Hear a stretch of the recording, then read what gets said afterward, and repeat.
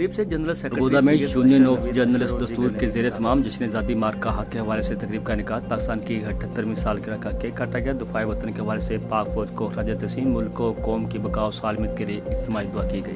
منعقدہ تقریب سے خطاب کرتے ہوئے پراپرٹی ڈیلر ایسوسی ایشن کی تحریک بانی سیف الرحمان ڈوگر نے کہا کہ برصغیر کے مسلمانوں نے قیام پاکستان کے لیے لازوال قربانیاں دیں، دنیا کا نقشہ بدل دیا۔ استحکام پاکستان کے لیے انہی جذبوں کی ضرورت ہے۔